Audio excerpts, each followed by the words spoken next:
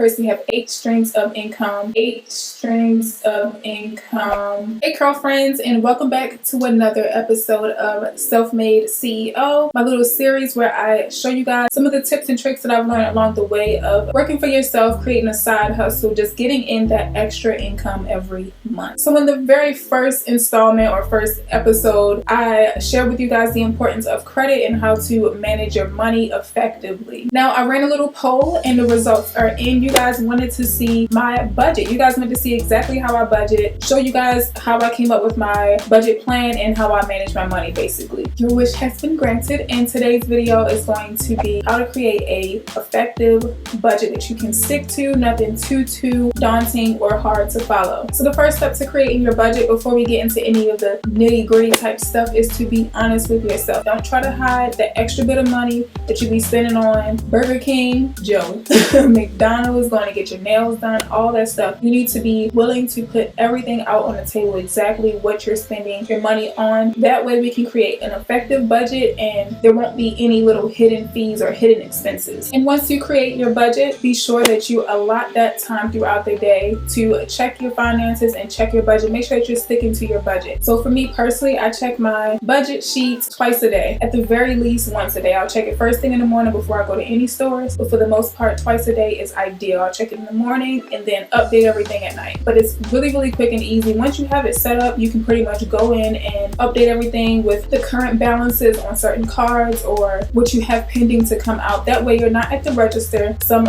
bill popped up and you had no idea something's on auto pay. You had no idea, you thought you had money to spend, slide that card and you end up with a declined card. This will not happen with the budget sheet that I will be sharing with you guys today. So first things first, you want something that's very easily accessible. Everybody has one of these all the time. You're probably always on it. I wanted to make sure that my budget sheet was going to be easily accessible. I didn't want it to be just stuck on my computer. I didn't want it to be stuck in a book. I can look at everything, update everything. I know exactly what's going on at all times. So I highly recommend Google Drive. So if you have a Gmail account, if you don't have one, go ahead and make one. It's totally free to create, and create a Google Drive account. Go into Google Drive and create an Excel sheet for your budget. This Excel sheet will be accessible on your laptop, on your tablet, and even on your phone. You can even download these Excel sheets and print them to have them as a physical copy, whichever works for you. But I personally recommend having this document on Google Drive. That way you can access it anywhere at any time. The next thing you want to do is sit down and draft out all of your bills. Now this is bills. This is the roof over your head. This is electrical, gas, whatever it is that you have to pay to keep an actual living, as well as your debt. So whether you have student loans, you have the car payment, car insurance, anything that is vital for you to survive.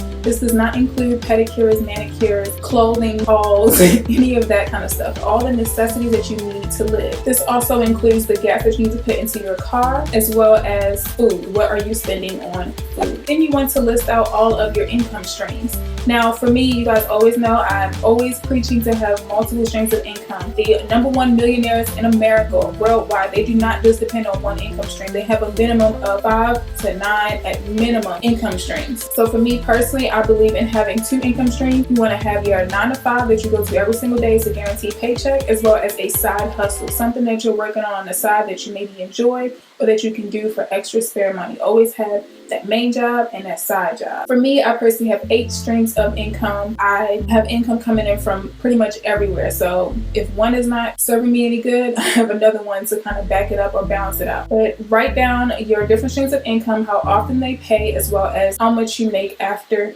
taxes. The next thing I highly recommend, and this is what really was like that turning point for me, is having multiple savings accounts. I believe in having 2 savings accounts at minimum, 2 bank accounts. You want to have that local bank that you go to every day. You can kind of go in or go to the ATM for it, and then have a bank that is out of the state. You're not easily influenced, or you don't have access to it at all. You can't really just easily go and take money out of it. For the most part, you would have to write a check, or you'll end up having to pay bank fees, which if you're cheap like me, you don't want to pay bank fees. So always have one local bank and then have the other bank out of the state. That way you cannot access it. There are a lot of free online bank accounts that you guys can check out and use. They don't have any fees whatsoever because they're online. It's not really that expensive to manage them. They're online. They will send you a debit card as well as a checkbook to access that account, but I highly recommend just putting that debit card away somewhere that you're not going to touch it and keep hold of that checkbook. any kind of big type purchases that you're going to be doing with that account. So for me personally, I have at minimum 10 savings, and it's gonna sound super insane at first, but I promise you it totally works. I actually got this idea from His and Her Money. I subscribe to them on YouTube, so if you haven't already, please check them out. They have awesome tips and tricks on how to manage your money effectively. But they recommended having more than one account. I went ahead and set that up. Having multiple accounts kind of helps you to have those saving goals and reach those saving goals. You might say, I want to go on a cruise, or I want to go buy a new laptop, or I want to go buy a new car, and everything's kind of depending on this one savings account. You'll never end up buying anything that you want. But if you have separate accounts for each thing that you want, you end up hitting those goals and saving for those items really, really quickly. So for instance, if you want to go on a cruise, you can have a cruise account, have the amount that you want to save listed on there. If you want to have an emergency account, you can have that emergency account. A future account, if you're saving for your future like myself, where you don't have any money being taken out of your check every month. If you work for yourself, you want to save for your future, have a little 401k plan in your savings. Splitting the money between those accounts, you'll easily hit those goals and dreams that you want to accomplish much more easier. You want to have a future, pleasure, emergency, as well as an investment account. So the future account, like I said, is for anything for your future, retirement, any kind of savings, long-term savings. Invest will be goals.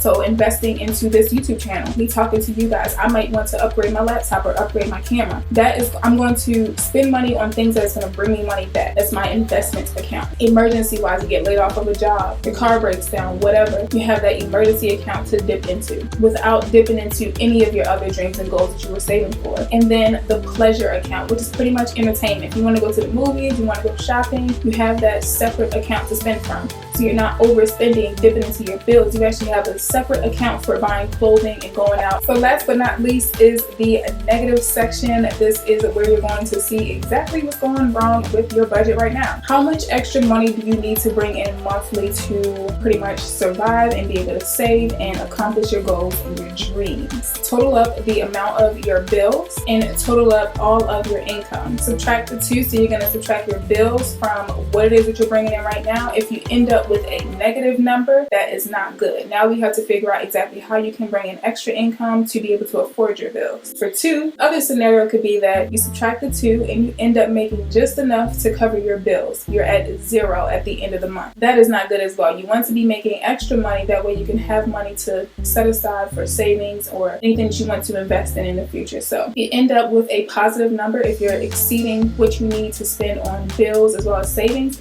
you are doing absolutely amazing. You're doing an awesome job. So if you end up with a negative number or an equal amount, you end up at zero at the end of the month. You need to figure out exactly when do you get short. Are you short in the middle of the month? Do you get paid every 2 weeks and you're short on those 2 opposite days, those 2 opposite weeks? You get paid in the middle of the month as well as the first week of the month. Then figure out a side hustle or side gig that you can take on that pays you on, well, the second and the fourth week of the month. That way you're actually getting paid every week, essentially. So you'll have your main job paying you, your side hustle, your main job paying your side hustle, and it'll be like that every single month. So you want to make sure that you're filling that gap. If you get paid once a month, figure out what you can do throughout the month to bring in some extra income. Or you can figure out somewhere that pays, like I said, weekly or something, and you get paid every single week plus your big check at the end of the month. But when you're saving, for instance, if you have your 4 savings accounts or 8 savings accounts, how many savings accounts you have, if you deposit $100 into your out-of-state bank, you're going to split that $100 amongst all 4 or 8, however many savings accounts you have. So if you have $100 and you have 4 savings accounts, then that'll be $25 going into each and every goal. So everything's being distributed equally. Obviously, each goal has a different value. You might have a cruise